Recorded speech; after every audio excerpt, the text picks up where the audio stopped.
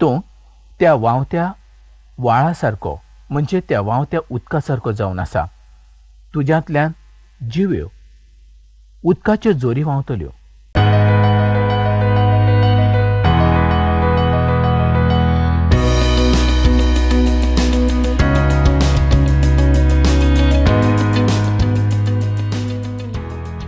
मोगा इश्टानो, इब्रुवाच्या चिठीन 4थ्या आविसरान आनी 12वे वळीन खूब सुंदर देवाचें उतर बरयल्लें आसा.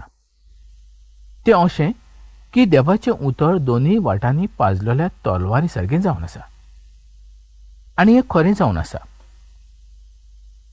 जो उतर दिता ताकाय तें लागता आनी जो उतर आयकता ताकाय तें लागता. तुमच्यान ती वळ वाचून पळोवंक जाता. तुमच्या लागीं पवित्र पुस्तक आसतलेंच.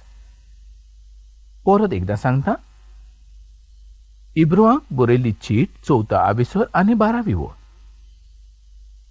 ही वळ आमी आमच्या काळजान गोट रिगोवया. ती आमी मार्क करून दवरया, कारण आमच्या जिविता पासत ती खूब म्हत्वाची जावन आसा. ज्यो गजाली आमच्या जिवितांत आसात आनी आमी जर त्यो लिपोवन दवरल्यात तर त्या सुवातीचेर सुद्दां देवाचें उतर पावता. म्हणून आमी देवाचें उतर सदांच शिकूंक जाय. आनी आयज देवाचें उतर आमकां ह्या कार्यावळी उद्देशी आयकूंक मेवलें हें आमचें व्हड भाग जावन आसा. हें देवाच्याच वरवीं घडून आयलें. फाटल्या कार्यावळींनी आमी आहाब राजा आनी जिजबेल हांच्या संबंदी पळयल्लें आसलें. ती दोगांय एकाच सारकीं जावन आसलीं. तांची कामां वायटूच जावन आसलीं. तांचे भितर एकूय बरो गूण नासलो. तांणी लोकांक वायट करूंक शिकयलें आनी खूद ती वायट जिवीत जियेलीं. तर ह्या सुवातेर पळोवया. पयलो राजा 16वो आविसर 32 ते 34 वळींनी. जेन्ना नुनाचो पूत यहोशुआ आणे आपल्या इस्रायली भावां सयत जेरिको शार इबाड केलें तेन्ना ताणें म्हटलें, जो कोण उठोन जेरिको शार परत बांदतलो तो मनीस देवाच्या मुखार शिराप पडलेलो असो जावन आसा. हें शार जाय तो काळ पर्यंत सुद्दां बांदूंक नासलें, पूण उपरांत तें शार बांदून काडलें आनी खऱ्यांनीच देवाचे शिराप तांचेर आयले. जाणें बांदलें तांचेर देवाचे शिराप आयले. जाणें तें शार बांदलें ताचें नांव इयेल जावन आसलें. ह्या काळार राजा आहाब आनी जिजबेल त्या सुवातेचे आसले. आमी एकूच म्हणूंक शकता की इस्रायल परजा आतां देवाक पूर्ण विसरून गेल्ली आसली, कारण आहाबाचें राज त्या सुवातेचेर चलतालें. जेरिको शारूय बांदून तांणी व्हड चूक केल्ली आसली. आतां तांच्या काळजांत देवाची भिरांत नासली. आपणाच्या रोजनारा पासून ते बरेच पयस गेल्ले आसले. तांच्या वागणुकीक लागून देवान तांकां सैतानाच्या हातांत दिल्ले आसले, कारण तांकां कान आसून ताणें देवाचें उतर आयकोचें न्हय आनी देवा कडेन येवचें न्हय. म्हणून ह्या काळार दुश्टपण बरेंच वाडलेलें आसलें. आनी जर आयज आमी ह्या संवसाराक पळयलें तर सुद्दां आमकां हेंच दिसूंक लागता की विज्ञान आनी मनशाची जाणवाय वाडलेली आसा आनी देवाक ते पूर्ण विसरून गेल्ले आसात. देवाची पुजा करचे बदले ते सैतानाची आनी ग्रेसकायेची पुजा करतात. मनशाचें जिवीतूच अशें जाल्लें आसा. आनी तें कशें जाल्लें आसा हें आमकां सदांच वर्तमानपत्रां सांगतात, कारण वर्तमानपत्रां जेन्ना आमी वाचता तेन्ना संवसारांत कितें घडटा हें आमकां पळोवंक मेळटा. तरी पूण देवाचें काम चालूच आसा. देवान ताचे चाकर आमच्या मदें दवरलेले आसा.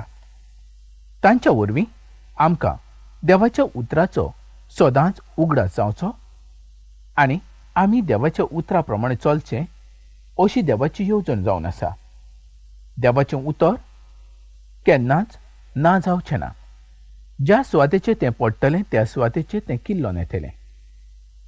मोगा भावडनो, आहाब आनी जिजबेल हांच्या काळार आमी पळयता की देवान असो एक आपणाचो चाकर दवरलेलो आसलो की तांचें दुश्टपण दाखोवन ताणें दिल्लें आसलें. त्या चाकराकूय ती मारूंक पळयतालीं आनी ताचें नांव जावन आसलें एलिया. तो एक व्हड मनीस आसलो. पयल्या राजाच्या पुस्तकांत 17व्या आबिसरांत आमकां ह्या गजालीची खबर वाचूंक मेळटा. एलियान जें बाकीत केल्लें आसलें तें त्या काळार सोद जावंक पावलें. तें म्हणजे पावस पडचो ना आनी हें ताणें आहाब आनी जिजबेल हांच्या मुखार सांगलेलें आसलें. देव एलियाच्या वरवीं उलयतालो आनी एलियाकूय देव तयार करतालो. एलियाची गरज आसली आनी त्याच पासत देवान ताका संवसारांत दवरलेलो. आनी त्या काळार एलिया नासलो जाल्यार तांचें पातक दिश्टी पडचें नासलें. जरी देवाची तांचेर नदर आसली पूण एलियाच्या वरवीं आहाब आनी जिजबेल हांचें पातक संवसाराक दिश्टी पडलें. देवाची शिकोवची पद्दत ही वेगळीच जावन आसा.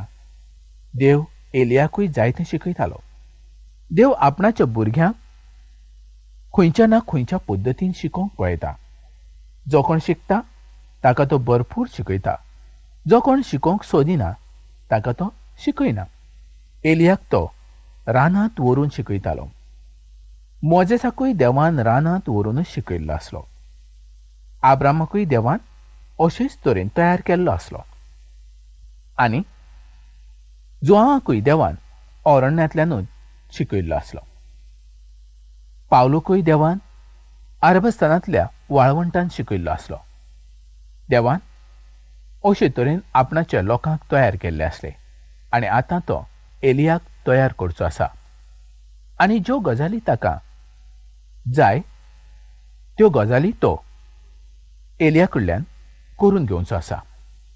आनी आयजूय जरी आमी पळयलें तरी देव आमकां एकसुऱ्या जिवितान व्हरता आनी थंय आमकां तो शिकयता. सगले तरेचे दूख आनी त्रास तो आमचेर हाडटा आनी आमकां शिकयता. तर मनशान अशें समजुचें न्ही की देवान हें दूख आनी त्रास म्हजेर कित्याक हाडला. अशें म्हणप म्हणजे आमी व्हड पातक करप. सगळे परिस्थितींतल्यान आमकां तो व्हरूंक पळयता. जेन्ना आमचेर वायट येता तेन्ना आमी अशें समजुचें न्हय की देवान आमकां सोडून दिल्यात. देव आमकां आपणाचेर पातयेवन रावंक शिकयता. आनी देवाचेर तर आमी पातयेवन रावंकूच जाय. देवाच्या वेळा प्रमाणे आनी आमच्या गरजा प्रमाणे तो आमकां उत्तम तें दिल्या शिवाय रावचो ना. आनी आमकां आपणाच्या कामा पासत उपेगांत हाडल्या शिवाय रावचो ना.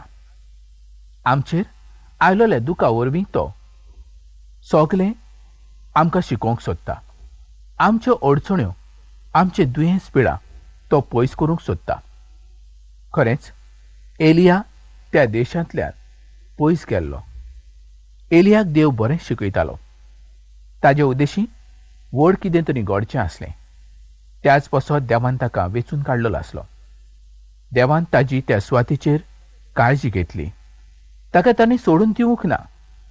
जर देवान ताका सोडून दिल्लो जाल्यार तो देवूच नासलो.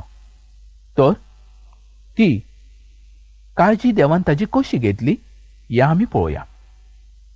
उदक आसा त्या सुवातेचेर ताका व्हेलो आनी त्या सुवातेचेर कावळे येवन ताका जेवण दिताले.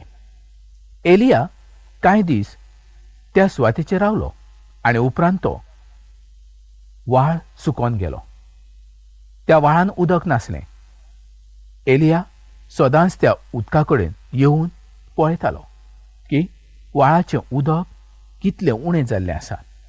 पूण तो दुसऱ्या पासत व्हांवत्या उदका सारको आशिर्वाद असो जावंक पावलो. आयज जर आमची उतरां व आमची येवजण शांती दिणारी नासत तर आमी दुसऱ्याक कशी शांती दिवंक शकतात? हें जोर आमच्या जण एकल्याच्या जिवितांत आसूंक जाय. आमचे कडेन पयली स्वते शांती आसल्यारूच आमी दुसऱ्याक दिवंक शकता. कुड्डे देवाक बसपी कोणाक शांती दिवंक शकता? जिवंत आनी खऱ्या देवाची जर शांती आमकां आसत तर आमी दुसऱ्याकूय शांती दिवंक शकता. जर आमचे कडेन भरपूर आसा तर आमी दुसऱ्याक दिवंक शकता. भुकेन आसलेलो मनीस दुसऱ्याची भूक भागोवंक शकना. त्याच प्रमाणे आयज देवाचें उतर ह्या सुवातेचेर आमकां कितें तरी शिकयता. मनशाक सदांच शांती आसूंकूच जाय. मनशाच्या जिविताक शांती नासत तर तो कांयच करूंक शकना. खरेंच दोन जेजू क्रिस्तान आमकां खरी शांती दिल्ली आसा, कारण तो तुजो आनी म्हजो सोडवणदार जाल्लो आसा. पवित्र पुस्तक आमकां सांगता दोनी जेजू क्रिस्त हो देवाचो सोबद जावन आसलो. तो कुडीन आयलो आनी आमचे कुडीन तो रावलो. जे कोण ताका मानून घेता त्या सगळ्यांक देवाची भुरगीं जावचें ताणें देणें केलें. एलिया देवाचोच भुरगो जावन आसलो. देव एलियाक म्हणटा, तूं रानटी वो जंगली न्हय, तूं अस्कोतूय न्हय, तूं त्या व्हांवत्या व्हाळा सारको म्हणजे त्या व्हांवत्या उदका सारको जावन आसा. तुज्यांतल्यान जिव्यो उदकाच्यो जोरी व्हांवतल्यो. तुज्यांतल्यान कांयच बळ आसचें ना अशें न्हय. देवाच्या कामा पासत आयज देव आमचो उपेग करता. जसो ताणें एलियाचो उपेग केलो त्याच प्रमाणे तो आयज आमचोय उपेग करता. त्या सुकलेल्या व्हाळा प्रमाणे आमी जावन आसात, पूण आमच्यांतल्यान देवाचें उदक व्हांवूंक जाय. हें जेन्ना देवान एलियाक शिकयलें तेन्ना देवान ताका त्या सुकलेल्या व्हाळा कडल्यान व्हेल्लो आसलो. सुकलेल्या व्हाळांतल्यान देवान ताका उदक दिल्लें आसलें. आतां आमकां पयल्या राजाच्या 17व्या आविसराच्यो 8 ते 10 वळी पळोवंक जाय. ह्या सुवातेर विधवा म्हणजे राण बायलेची गजाल आमकां पळोवंक मेळटा. आनी एलियान तिका सांगलेलें आसलें की ती मोडची ना म्हूण. एलिया आतां त्या राण बायलेच्या घरा आयलोलो आसा आनी त्या व्हड दुकळाच्या दिसांनी एलियाची त्या राण बायलेक बरीच गरज आसली, कारण ती गरीब आसली. तिका खावंक आनी पिवंक पासून मेळनासलें. तिच्या घरांत पीठ आनी तेल सोंपलेलें आसलें. देवान ताका तिचे कडेन धाडलेलो आसलो.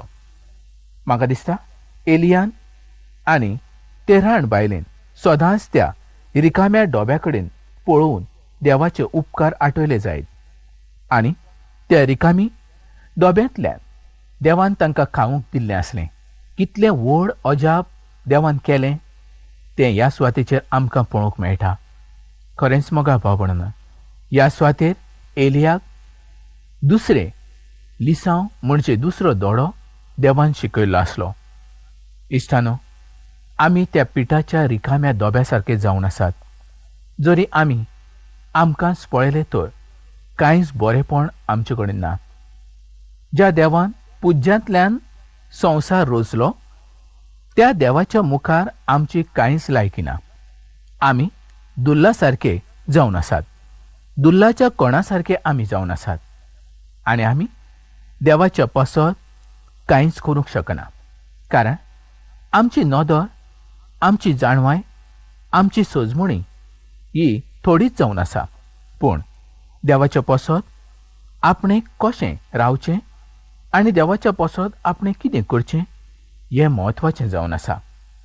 देवान आयज आमकां संवसारांतल्यान वेंचून काडल्या, पूण कित्याक काडल्या हो एक व्हड प्रस्न आसा. ताणें फकत आपणाचें नांव व्हड करचें थारायल्लें आसा. मनीस आयज हेंच करता. आपणाचें नांव उंच जावचें, आपणें अशें केलां, आपणें तशें केलां आनी सगल्या लोकांनी आपणाचें नांव घेवचें अशें मनशाक दिसता. पूण मोगाळ भावणां, देवाचें नांव सगल्याहून उंच जावन आसा. देवान आमच्या जिवितांतल्यान केल्या शिवाय तें जावंक शकना. देवान आमकां वेंचून काडलें त्याच पासत हें सगलें घडूंक पावलें. आयज देवान म्हाका वेचून काडलो आनी त्या पासत देवाचें उतर आयज तुमकांय समजून आयलें.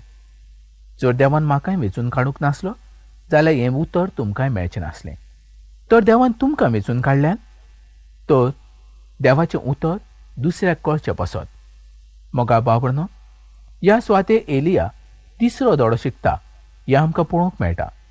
पयलो राजा 17वो आविसर आनी 17वी ओळ. त्या राण बायलेचो पूत मेलो. पूण एलियान कितें केलें 19 ते 22 ओळींनी तें आमकां वाचूंक मेळटा. एलियान ताका जिवंत केलो. हें दाखयता पुनर्जिवंतपण. मेल्ल्या भुरग्याक जिवंत करप हें पवित्र पुस्तकांतल्या व्हड विजमिता पैकी एक जावन आसा. त्या भुरग्याचो जीव ताचे भितर परत आयलो आनी तो जिवंत जालो. इश्टानो, तुमी आनी हांव मेल्ल्या सारके जावन आसा. आमी पातकान मरोन गेल्ले आसात. आमी कुडीन आसुनूय कांयच फायदो ना. पूण आमी दोनया जेजू क्रिस्ताचेर विस्वास दवरलो तर मात आमकां सासणाचें जिवीत मेळटा. आमचें पातकी जिवीत नाच जातलें. मोगा बाबणो, सुकलोलो वाळ, पिठाचें रिकामी आयदन आनी मेल्ली कूड ही आमीच जावन आसात. आनी ह्यो गजाली एलियाक खूद शिकूंक मेवलेल्यो आसल्यो. देवान ताका त्यो शिकयल्यो. आनी जेन्ना एलियाक हें कळून आयलें तेन्नाच देवान ताजो उपेग करून घेतलो. आयज मार्टीन लुथरान अशें म्हटलेलें आसा की देव शुन्यांतल्यान म्हणजे पुज्यांतल्यान उत्पन्न करता. जो पर्यंत मनीस आपूण कांयच न्हय, आपूण पुज्या सारको जावन आसा अशें समजता तेन्नाच देव त्या मनशाचो उपेग करून घेता. आयज मनीस थोडेशें कितें करता म्हणजे थोडोच देवाचो वावर करता आनी म्हणटा हांवें तर खूब कितें तरी केल्लें आसा.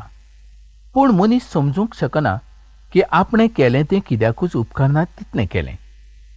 कारण देवान संवसार रचलो इतलो व्हडलो आनी ताजेर मनीस कितलोसो काम करूंक शकता. पूण जें काम मनशान केलें तें खूब उपेगाचें जावन आसा. जर मनशान एका मनशाक देवाचें उतर सांगलें तर तें खूब व्हड जावन आसा.